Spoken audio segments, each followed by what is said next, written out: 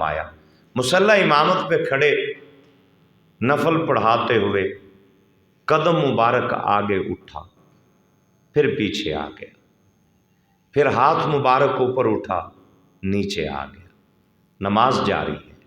जब नफल 2 पढ़ा दिए मेरे हुजूर ने, तो लजपाल करीम आका सल्लल्लाहु अलैहि वसल्लम के सहाबा ने पूछा कि या रसूल अल्लाह, आज पहली बार देखा है कि मुसल्ला इमामत पे आप खड़े हैं तो कदम मुबारक एक आगे गया और फिर पलट के पीछे आ गया, हाथ मुबारक दौरान नमाज ऊपर उठा फिर नीचे आ गया, ये मामूल पहली बार देखा है।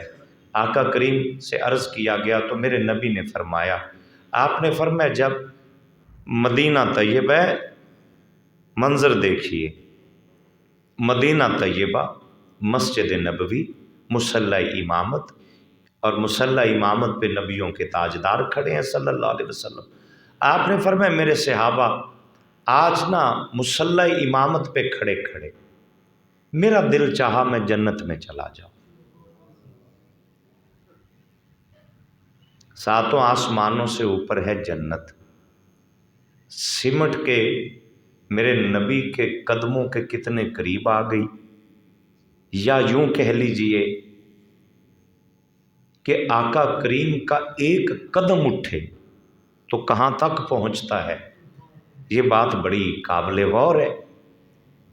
कदम उठ रहा है मस्जिद नबवी के मुसल्ला इमामत पर, और एक कदम उठा तो जन्नत में चला गया, वापस आया तो मस्जिद नबवी के मुसल्ला इमामत पर वही कदम।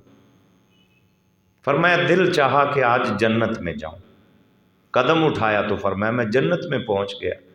या रसूल अल्लाह, हाथ मुबारक ऊपर उठा, आपने फरमाया वहां जन्नत के अंदर अंगूरों के गुच्छे लटक रहे थे, मेरा दिल चाहा कि तोड़ के एक तुम्हें ला कर दे दो।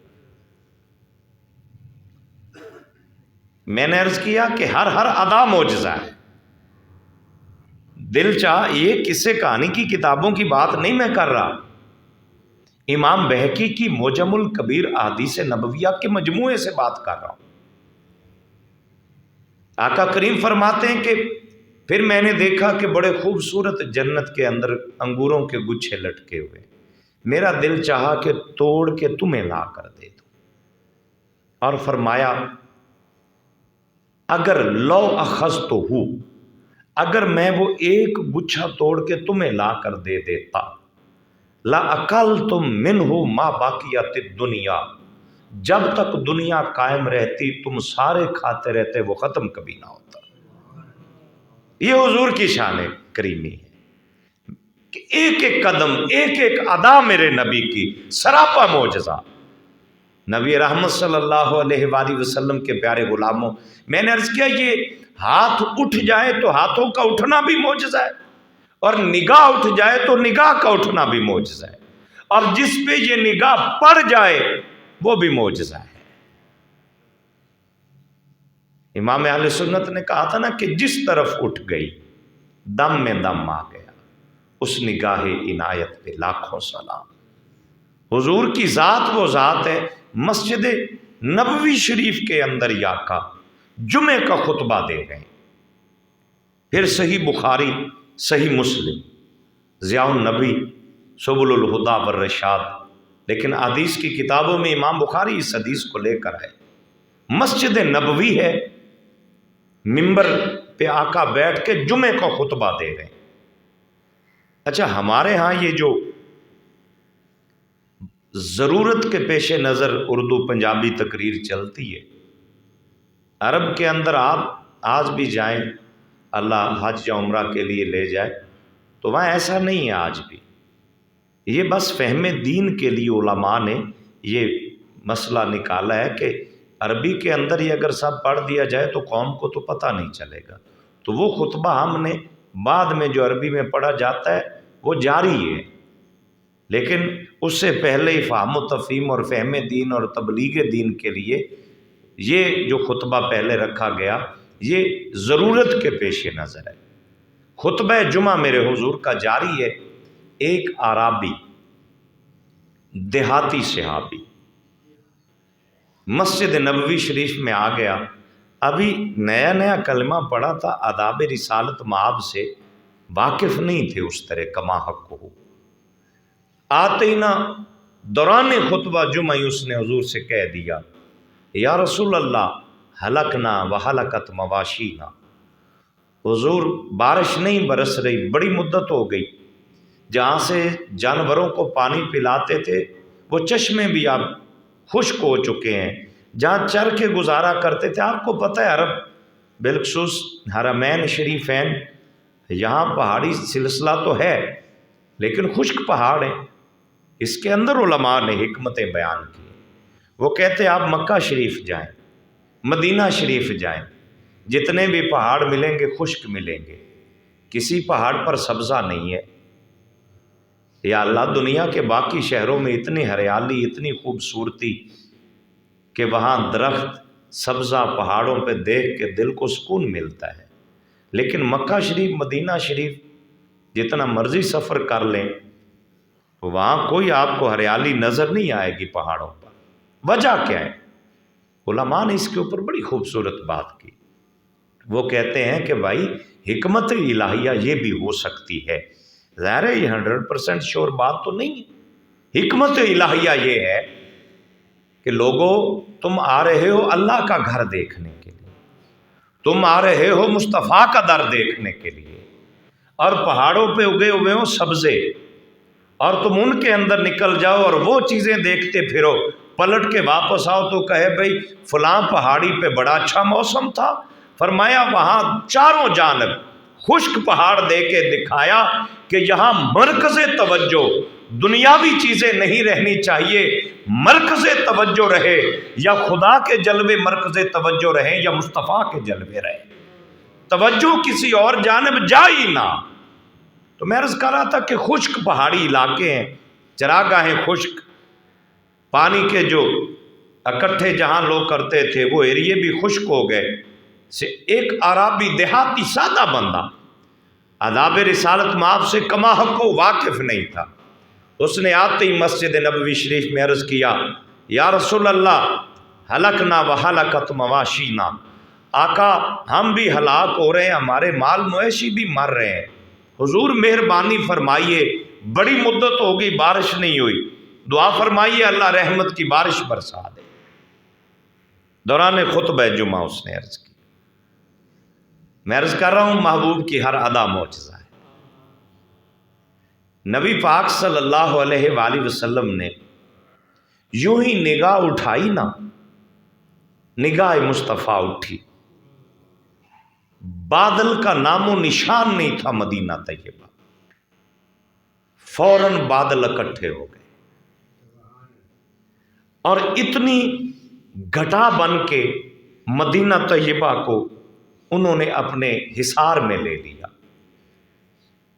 یہ اس میں کوئی گھنٹے نہیں لگے، خطبہ جمعہ جاری ہے، نگاہ اٹھی ہے، دل میں خیال آیا، یا اللہ تیرے محبوب کے غلام پریشان ہے، جانور بھی پیاسے، مہربانی فرما۔ دل میں خیال آیا، نگاہ اٹھی تو نگاہ کے اٹھتے ہی بادل اکٹھے ہو گئے، گھٹا برسی، جم کے برسی، اور اتنی برسی کہ مسجد نبوی کی اس چھت مبارک سے پانی کے قطرے نیچے ٹپک رہے تھے،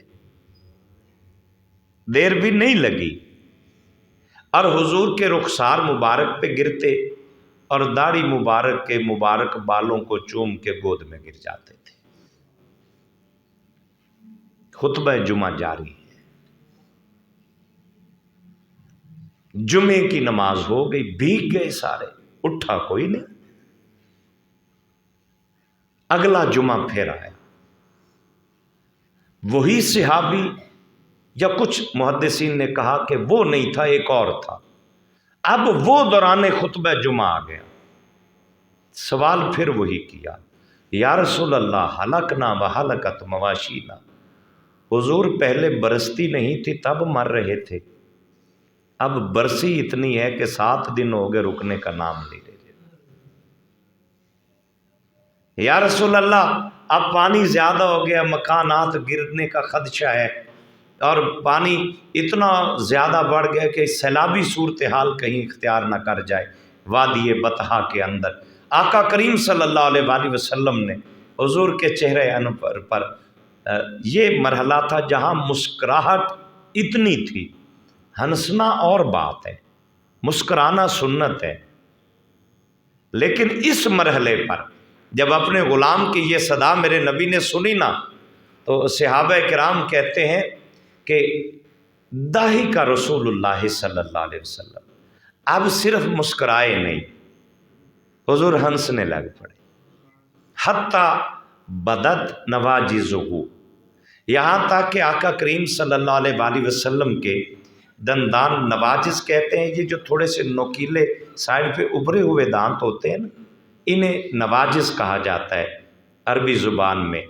تو نواجذ یعنی دندان مبارک کی سفیدی ظاہر ہو رہی تھی، آقا ہنس پڑے اور فوراً حضرت علی کی جانب مخاطب ہوئے، فرمایا علی جی میرے آقا، فرمایا کون ہے جو آج میرے چچا ابو طالب کے وہ اشعار مجھے سنائے جب قحط مکہ میں پڑا تھا، میرا بچپن تھا اور مکہ والے میرے چچا کے پاس آئے تھے کہ آپ دعا کیجئے کعبے کے متولی و اللہ بارش برسا دے، تو میرے چچا نے مجھے ساتھ لیا اور کعبہ شریف کی دیوار کے ساتھ کھڑا کر کے کہا اے اللہ اس حسین چہرے والے کی برکت سے بارش برسا دے۔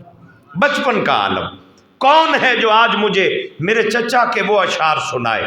حضرت علی اٹھ کھڑے ہوئے، جمعے کا خطبہ ہے بھائی، عام تقریر نہیں ہے، جمعے کا خطبہ ہے۔ حضرت علی اٹھ کھڑے ہوئے، عرض کی کأنہ کا تریدو یا رسول اللہ، حضور گویا آپ یہ اشعار سننا چاہتے ہیں، وَأَبْيَضُ يُسْتَسْقَى الْغَمَامُ لِوَجْهِهِ سِمَالُ الْيَتَامَى عِصْمَةٌ لِلْأَرَامِلِ، حضور آپ اتنے حسین ہیں، اتنے حسین ہیں، اتنا پیارا چہرہ ہے آپ کا کہ بادل بھی جب آپ کا چہرہ دیکھ لیتا ہے تو مینہ برسانا شروع کر دیتا ہے۔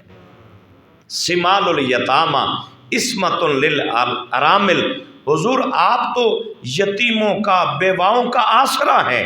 یلوذ بہ الہلاک من آل ہاشم، اور آل ہاشم جب کبھی ہلاکت کی جانب بڑھتی ہے فہم عندہ من نعمت و فوادل، آقا تیرے وجود کی برکت سے اللہ ان پر اپنی رحمتیں بھی نازل فرماتا ہے، نعمتیں بھی عطا فرماتا ہے اور اپنا فضل بھی ان پر فرما دیا کرتا ہے۔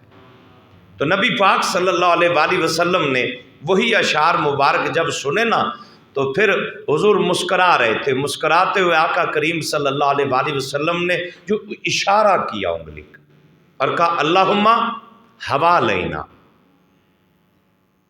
سنت نبوی، میں نے عرض کیا انگلی کا اٹھ جانا بھی معجزہ، اللہم حوالینا ولا علینا، اے اللہ اب ان بادلوں کو کہہ دے کہ ہمارے اوپر نہ برسے، ہمارے ارد گرد برسے۔ صحابہ کہتے قسم ہے پیدا کرنے والے رب کی، انگلی کا اشارہ ادھر ہوا تو بادل ادھر مدینے سے دور چلے گئے، انگلی مبارک کا اشارہ ادھر ہوا تو بادل ادھر مدینہ سے دور چلے گئے۔ پھر وقت پلٹا وصال نبوی کے بعد اور لوگ جمع ہو کے آگے اماں عائشہ صدیقہ ام المومنین کے پاس۔ صدیق کی بیٹی صدیقہ ہے جس کی شان میں اللہ کا قرآن اترے، یہ لیول دیکھیے، جس کی شان میں اللہ کا قرآن اترے اور اللہ کا قرآن جس کی پاکی پر گواہی دے، وہ شان سید عائشہ صدیقہ ام المومنین کی، جس نے دین نبوی کو اتنا پھیلایا، محدثہ، مفسرہ، معلمہ، ام المومنین سیدہ عائشہ صدیقہ، جنہیں محبت سے میرے نبی حمیرہ کہا کرتے تھے۔ حمیرہ، وقت آخر انہی کی گود میں میرے حضور کا سر انور تھا، اور انداز محبت یہ تھا کہ جب موت کا مرحلہ آیا نا، انتقال کے وہ لمحے آئے تو لب مبارک، زبان مبارک میرے نبی کی خشک ہو رہی تھی، حضور کے ہاتھوں میں مسواک تھا، اپنے مبارک منہ میں رکھتے تو وہ گیلا نہیں ہو پاتا تھا، وہ اما عائشہ صدیقہ کو دیتے، آپ اپنے منہ میں رکھ کے اسے اپنے لعاب سے ذرا گیلا کرتی، پھر وہ حضور اپنے منہ مبارک میں رکھتے۔ بڑی شفقتیں ہیں، بڑا محبت کا انداز ہے۔ اور سرکار دو عالم صلی اللہ علیہ وآلہ وسلم کے صحابہ اکٹھے ہو کے آ گئے ام المومنین کے پاس کہ بارش نہیں برس رہی مدینہ طیبہ میں، اب کیا کریں؟ آپ نے فرمایا عمل میں بتا دیتی ہوں، تم کر لو، اللہ مہربانی کر دے گا۔ اماں جی وہ عمل کیا ہے؟ فرمایا محبوب کے روضہ انور کے اوپر چھت ڈلی ہوئی ہے۔ جی اماں جان چھت تو ڈلی ہے۔ فرمایا چھت سے ہلکا سا سوراخ کر دو، تھوڑا سا سوراخ روضہ انور کی چھت سے ہوا تو ابر رحمت برسنا شروع ہو گئی۔ فرمایا اللہ کے محبوب ہیں، یہ تم نے اوپر چھت ڈال دی ہے، چھت سے سوراخ کر دو، رحمت الہیہ بے حساب پہلے بھی برس رہی ہے، اور جب تک پھر چاہو گے، جب دل چاہے گا یہ سوراخ جاری رہے گا تو اللہ کی رحمت کی بارش برستی رہے گی۔ یہ تو بڑی ہستیوں کے کمالات ہیں نا، بڑے لوگوں کے۔ میں جو پیغام محبت عرض کر رہا تھا کہ حضور کی ہر ادا معجزہ ہے۔ آنکھ اٹھ گئی تو آنکھ کا اٹھنا معجزہ، ہاتھ اٹھ گیا تو ہاتھ کا اٹھنا بھی معجزہ ہے۔ پیغام محبت ماننے والوں کے لیے کیا ہے؟ یوں مانو جیسے حضور کو ماننے کا حق ہے۔ ادب، محبت اور اطاعت تینوں چیزیں ساتھ چلیں، ادب ہو، محبت ہو اور اطاعت ہو۔ ان المحب لمن یحب مطیع، بندہ جس سے محبت کرتا ہے نا اس کی باتیں بھی مانتا ہے۔ یہ اصول ہے نا کہ بندہ جس سے پیار کرتا ہے اس کی باتیں بھی پھر مانتا ہے۔ پیار اللہ سے ہو اور اللہ کی ایک بھی نہ مانے، محبت کا دعویٰ رسول اللہ سے اور اللہ کے رسول کی کوئی بات نہ مانے، یہ کیسا محب ہے جو اپنے محبوب کی بات ہی نہیں مانتا؟ ایسا نہیں ہو سکتا کہ دعوی محبت بھی ہو اور محبوب کی اداؤں کو بندہ نہ اپنائے، دعوی محبت بھی ہو اور اپنے کردار سے محبوب کے وجود کی خوشبو نہ پھیلے۔ حق یہ ہے کہ دعوی محبت بھی ہو، ادب بھی ہو اور پھر وجود